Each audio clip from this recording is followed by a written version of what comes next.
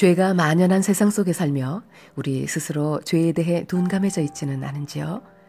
그러나 예수님은 지옥이 얼마나 무서운 곳이며 죄가 결국 우리를 지옥에 던질 것이라고 경고하고 계십니다. 우리의 마음이 죄에 둔감하거나 죄에 미혹된다면 주님의 엄중한 경고를 듣고 우리의 삶을 돌이켜야 하지 않을까요? 오늘 우리에게 주시는 하나님의 말씀은 마가복음 9장 30절부터 50절까지입니다. 예수님과 제자들이 그곳을 떠나 갈릴리를 지나가셨습니다. 예수님께서는 이것을 알리기를 꺼려하셨습니다. 예수님께서 제자들을 가르치셨습니다. 인자가 사람들의 손에 넘겨질 것이고 그들은 인자를 죽일 것이다. 그러나 죽은 지 3일 뒤에 다시 살아날 것이다. 그러나 제자들은 이 말씀을 이해하지 못했습니다.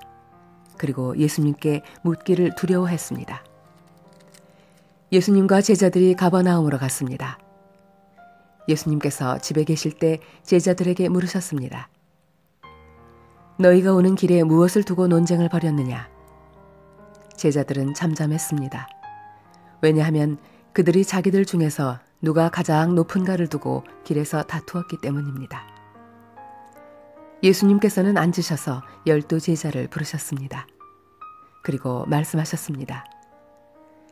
누구든지 첫째가 되려면 다른 모든 사람보다 나중이 되어야 하고 모든 사람의 종이 되어야 한다.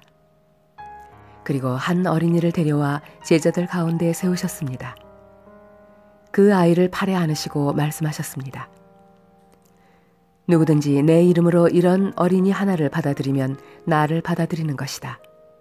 또 누구든지 나를 받아들이는 사람은 나를 받아들인 것이 아니라 나를 보내신 분을 받아들인 것이다. 요한이 예수님께 말했습니다. 선생님, 선생님의 이름으로 귀신을 내쫓는 사람을 보고 하지 못하게 하였습니다. 그것은 그 사람은 우리를 따르지 않는 사람이기 때문입니다. 예수님께서 말씀하셨습니다. 그를 막지 마라. 내 이름으로 기적을 행하고 곧바로 나에 대해서 나쁜 말을 하는 사람은 없다. 우리에게 반대하지 않는 사람은 우리 편이다. 내가 너희에게 진정으로 말한다. 누구든지 너희가 그리스도의 사람이기 때문에 마실 물 한 잔을 건네주는 사람은 결코 상을 잃지 않을 것이다. 또 나를 믿는 어린아이들 가운데 하나를 죄짓게 하는 사람은 차라리 커다란 연자 맷돌을 목에 걸고 바다에 빠지는 것이 더 낫다. 만일 네 손이 죄짓게 한다면 그것을 잘라버려라. 2 손을 가지고 지옥에 꺼지지 않는 불 속으로 던져지는 것보다 장애인으로 영원한 생명을 누리는 곳에 들어가는 것이 훨씬 낫다. 만일 네 발이 죄짓게 한다면 그것을 잘라버려라. 2 발을 가지고 지옥에 던져지는 것보다 저는 발로 하늘나라에 들어가는 것이 더 낫다. 만일 네 눈이 죄짓게 한다면 그것을 뽑아버려라. 2 눈을 가지고 지옥에 던져지는 것보다 한 눈만 가지고 하나님 나라에 들어가는 것이 더 낫다. 지옥에서는 벌레도 죽지 않으며 불이 꺼지지도 않는다. 모든 사람이 소금 절이듯 불로 절여질 것이다.